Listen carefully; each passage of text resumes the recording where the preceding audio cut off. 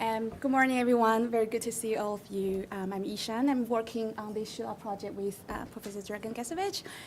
So my presentation today is about some of the initial work that we have done for this project.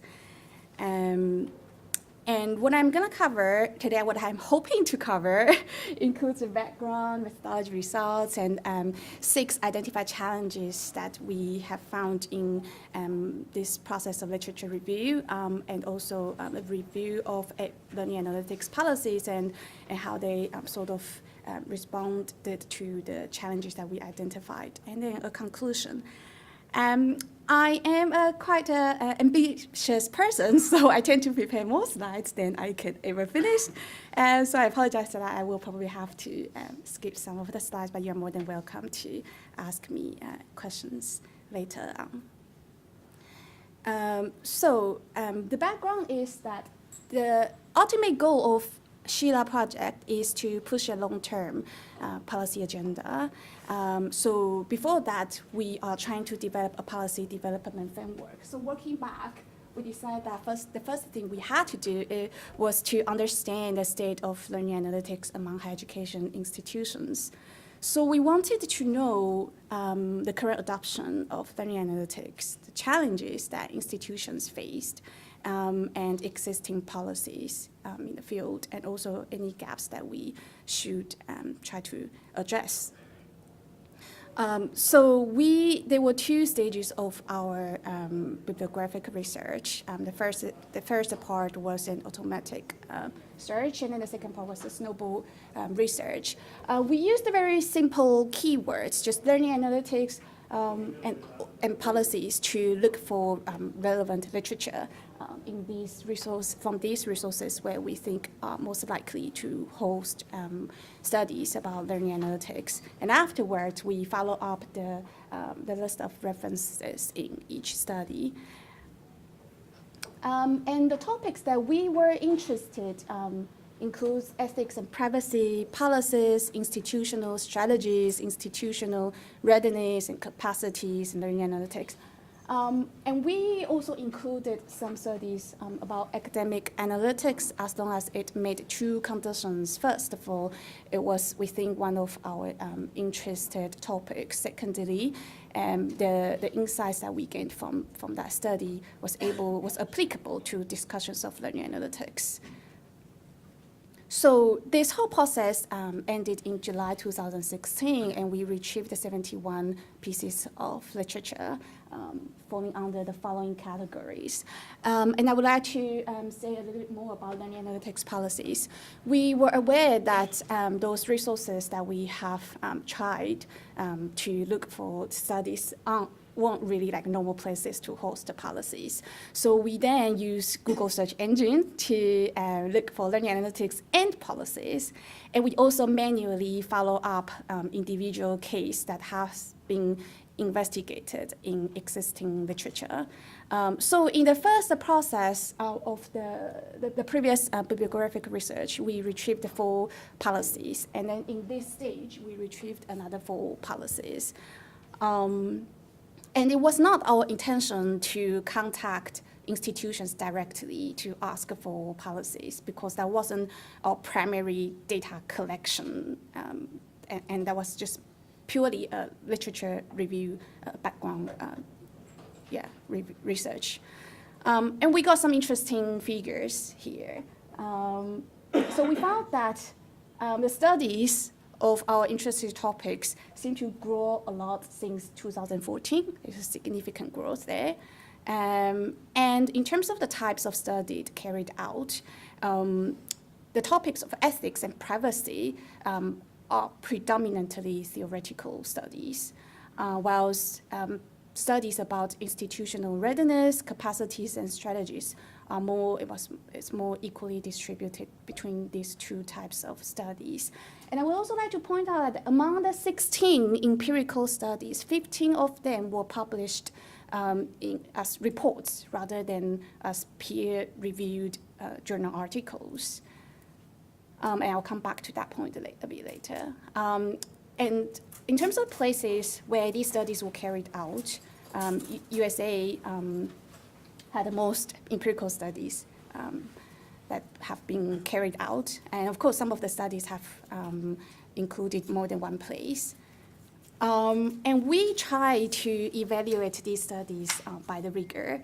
But as I pointed out earlier, that quite a lot of the studies were published as reports. And we noticed that a lot of the studies didn't have very clear descriptions of their methodologies.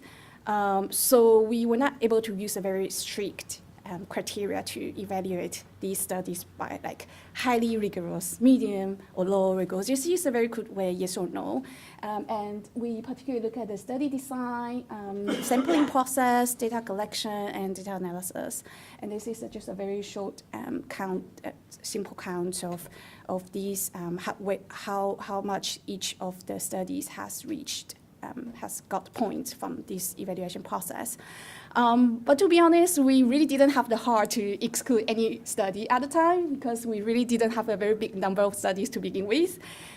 So we didn't really exclude anyone at this stage, although we took that as a minor finding that we found that really in the current research field, the way methodologies being reported still need to be improved. So for example, there are some studies about, say, the interviews that they conducted. Maybe they would tell you that, oh, they have spoken to how many institutions, but they wouldn't tell you how long each interview lasted or how many people they actually spoke to.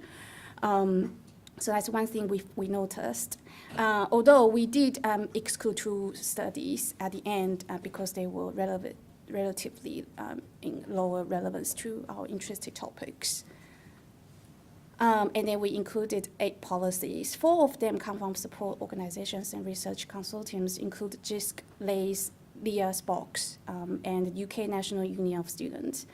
And then, I must also explain that for the UK National Union of Students, they have also, they referred more details about ethics and privacy to JISC Code of Practice. And JISC Code of Practice, the development of it has received a lot of input from NUS.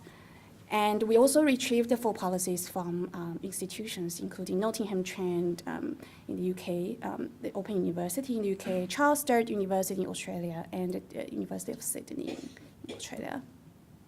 I'm going to skip these slides about the state of learning analytics, but you're more than welcome to learn more about them from the papers.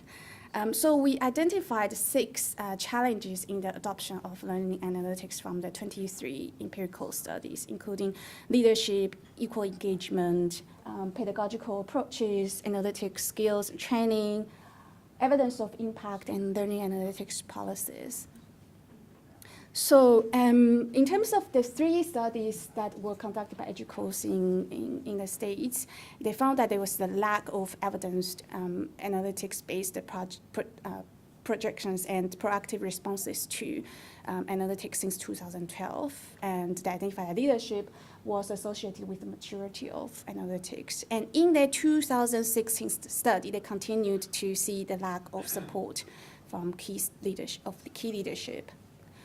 And in terms of engagement, we found it quite ironic that although learning analytics is all about learners, but really there were not many studies that explored students' opinions directly, except for the following 3 studies by Slade and Prinsloo in 2014 to look at students' opinions about the use of their data, and Arnold and Pistelli in 2012 to look at student feedback to the impact of learning analytics.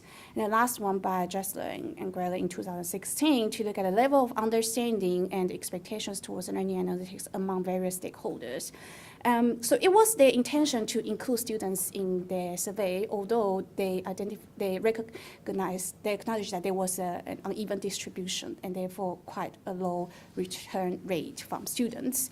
So this then again pointed to this, what I was saying about the unequal engagement among various stakeholders. It's something we could continue, we should try to do more there. And in pedagogical approaches, McFadden and Dawson, they found that institutions were prone to address technological challenges while pedagogical plans were ignored most of the time. Ali and others identified the weakness of learning analytics tools to move from spotting students' weakness and risk labels to providing pedagogically informed suggestions, more actionable suggestions. And there was also a short of skilled people. So one of the studies identified that it's one of the elements in the gaps between needs and solutions in the adoption of learning analytics. And Arnold and others, they identified that there were concerns about the lack of analytics ability among staff, among the 9 institutions that they have studied. And the other study by Gasevic and Coates, they point out that the effectiveness of institutional programs and present analytic skills were key to the successful use of analytic systems. So this was an earlier study, and I think it was about academic analytics actually, but we found this applicable to the discussion of learning analytics, and we should probably even pay more attention to these things. Learning analytics has included primary stakeholders such as academics and students. And a short of empirical evidence of impact. So some studies have identified the difficulties in evaluating the success of learning analytics. So for example, the state of adoption is still quite early, in an early stage. Therefore, there isn't really much evidence that we can get from about the impact. And the lag time required to measure the effects of analytics-triggered interventions. And we also noticed that success claimed for learning analytics was mostly based on a short period of data collection. So for example, the study done by Baron and others was to look at the difference in mean course grades between groups of students who have received the interventions and groups of students who haven't. So they collected a big amount of data from 4 institutions, which was very useful in really giving us some insight into this how effective learning analytics could be. Although the data was based on just one spring term, so it was just not really a very longitudinal study to be able to prove any long-term effect of learning analytics. And then also short of learning analytics specific policies, and Ho and Chen have identified that one of the challenges is about these ambiguous and divergent views about ethics issues across countries. And also another study conducted by the heads of e-learning forums in the UK found that principles around ethical use of data for learning analytics as well as codes of practice were mainly under considerations. Only 5 of the institutions have adopted a code of practice. So the review of the 8 learning analytics policies, what we did was we tried to read through each one of them in depth, and then we identify some common themes that have been covered in these policies. So the dimensions include strategy, legal obligations, privacy protection, data management, and governance. And under each one, they are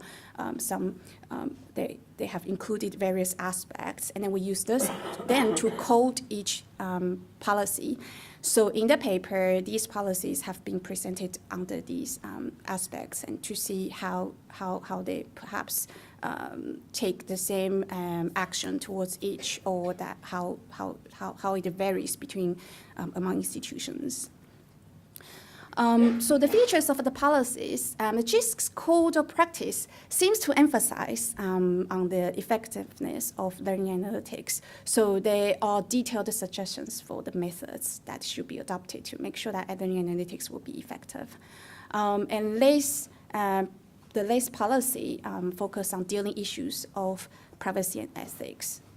So it's the delicate list that they have adopted.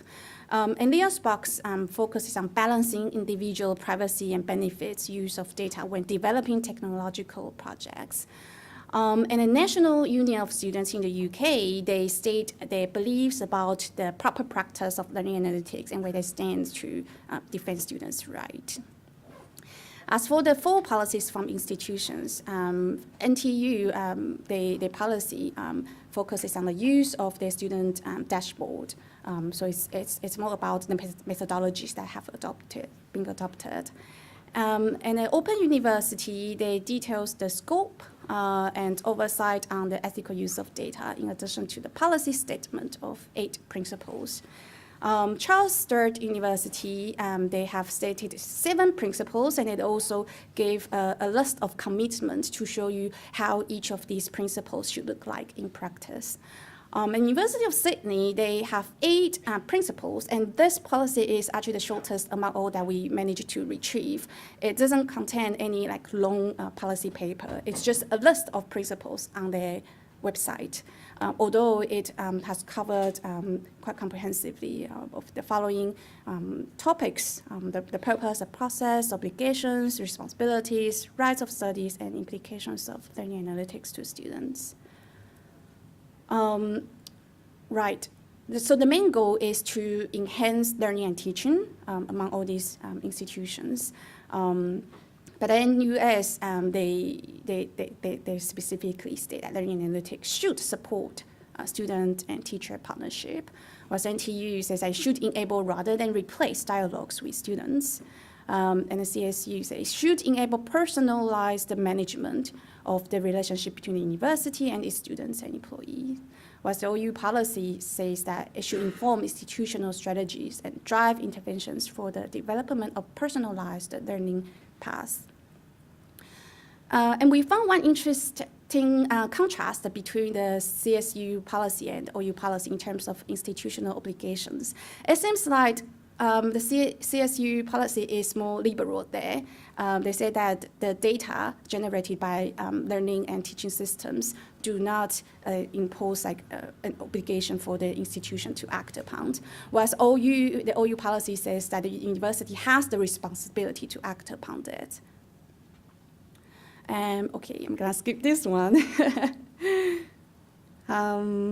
Right. So opt-out options are the trickiest to tackle with, perhaps for every institution. NTU make it very clear that this is part of the enrollment condition. You have to give your data, and that's just something you have to do for the university to provide services to you.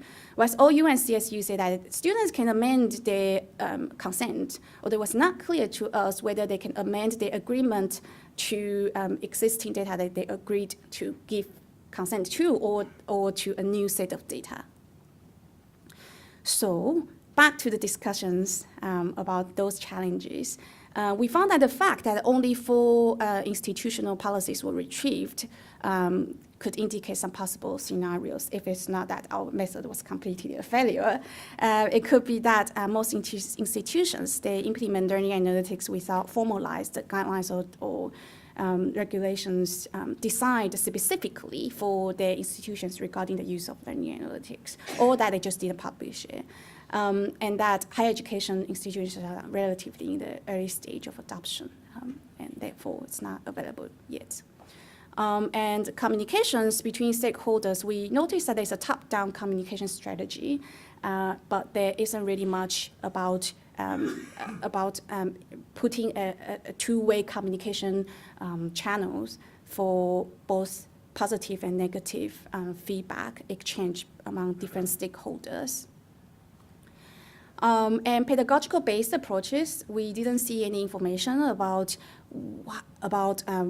how teaching staff should act in response to learning analytics results. So what kinds of pedagogical-based approaches they should take, or how institutions should consider what they should consider when acquiring external learning analytics tools. Ooh, okay, skills.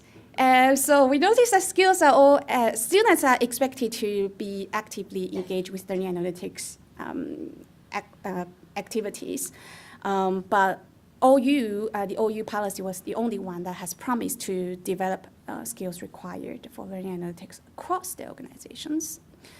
And as for evidence of effectiveness that I've mentioned earlier, that there was a lack of evidence. And again, we found that among all the policies, the University of Sydney policy, although the shortest, was the only one that mentioned that they should validate learning analytics outcomes against the desired goals. So conclusion, we believe that these policies make really good examples for any institutions that are interested in developing their own institutional policies for learning analytics. However, there are still some areas to consider, including putting a two-way communication channels in place, and also introducing more pedagogical approaches in the design of learning analytics projects, and also the guidelines for the development of data literacy among end users, and the evaluation of the impact and effectiveness of learning analytics. And we do want to make a call for the development of institutional policies that have considered individual institutions' own cultural, economic, political, and technical context regarding the adoption of learning analytics. Phew, that's all. Thank you. And just to say that I have some bookmarks here. If you're interested in the Sheila project and would like to become one of our associate partners, or you don't necessarily have to become one of our associate partners, but if you're interested in following up the results of this project, please take one of the bookmarks or visiting our website. Thank you. Great, thanks, Yi-Shan. Anybody have any questions? First of all, thank you for your presentation. It was really interesting. I have two questions. First, about the terminology, because when we talk about the policy and the framework, and then, for example, strategy, action plan, and so on, I think that especially in the interdisciplinary environment like learning analytics, these terms are not properly distinguished. So what do you think? Does this kind of mismatch in terminology affect your findings? Because it can also be when you, and then if you look at that, only 4 institutions do have a policy. It can also be the result of this different terminology approach. Okay. Because some of the institutions do have, for example, some kind of a policy on teaching and learning, and then it is a part of this kind of a policy. So that's the first question about the terminology. And the second, in my experience, if you look at the higher education institutions, they are still, even though you didn't find a lot of policy documents, still much more advanced comparing to the pre-tertiary education. Maybe just a comment on that. Okay, thank you. So in terms of the terminology, I personally wrestled with this a lot. I do find this quite ambiguous too. But I think, so my understanding has evolved over the time. And I think my understanding of this now is that, strategy. So in terms of the policy, of course, I have also mentioned that there are aspects that we have reviewed in the policies, including strategy.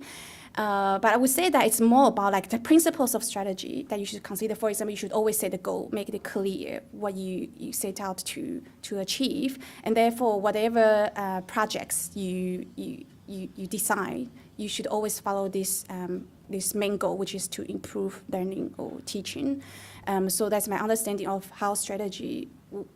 The aspects of strategy should be included in a policy, but policy should be able to apply to any project that you eventually come up with.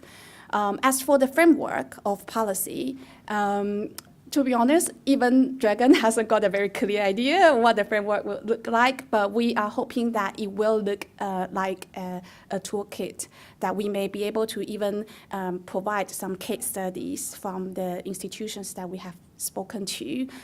So it will be like, so like a box of tools that institutions are able to make use of when they are developing their own policies. And as for the term that institutions use to call their policies, That could be one of the reasons why it wasn't easy for us to retrieve policies from institutions.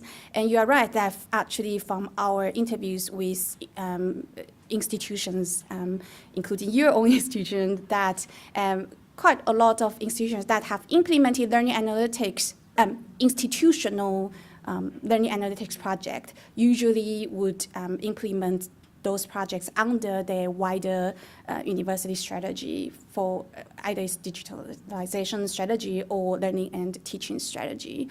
But what we were interested at that stage was to see whether institutions have developed an independent policy, specifically for the use of learning analytics and specifically for their own institution, because we believe that the use of data for learning analytics is very granular and very different from the use of data in other projects. Yeah. Thank you, Yi-Shan. So a couple of studies that you reviewed identified the weakness of learning analytics in providing pedagogically informed suggestions. So I wonder if these studies have provide specific guidance about how to address this weakness. That's what we want to answer at the end of the project. Thank you for that. Yeah, that's what we hope to answer. We hope that this policy framework will be able to make some recommendations as to these challenges we identified. And by the way, on our project website, you will be able to find a place where we have gathered all the existing policies that we found. So apart from these 8 policies, after the end of this review process, we then received another policy, which was also a learning analytics policy, which was developed by the University of Western London. So all the 9 policies are now being gathered and put on our website. Hi, thanks very much. I'm really pleased to see you doing this. The Higher Education Commission in the UK, in the Bricks to Clicks report, which I'm sure you're Yes. conscious of, said, I'm reading, HEI should seek fully informed consent from students to use their personal data. Okay. So that's kind of implying that there should be an informed consent process. Yeah. Whereas the policies that I see, all pretty much, that I'm aware of, say, you click the box when you start, and then we do whatever we see fit. Do you know of any policies that actually follow this proposal from the HEA and the Higher Education Commission? And if not, is there any tension in the policy world between informed consent and the kind of consent that we see in the policies? So generally, all the policies covered the point that data that they use should be anonymous, so that there's no question about that. As for how they seek consent, so it's back to the previous slide here. Oh, well done. I didn't put anything under informed consent. Maybe there's a reason for that. I have to find a paper to actually see how each policy deals with this. But I think, so in terms of informed consent, generally, all the policies would say that they have tried to get this at least at the enrollment time. But then, like you said, how each institution uses it, that's a different story in every institution.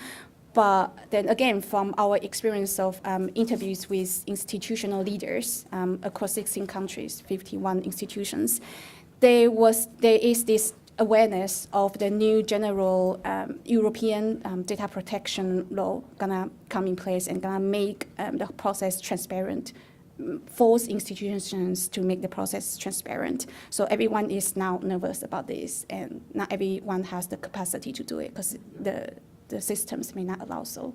Yeah, thank you.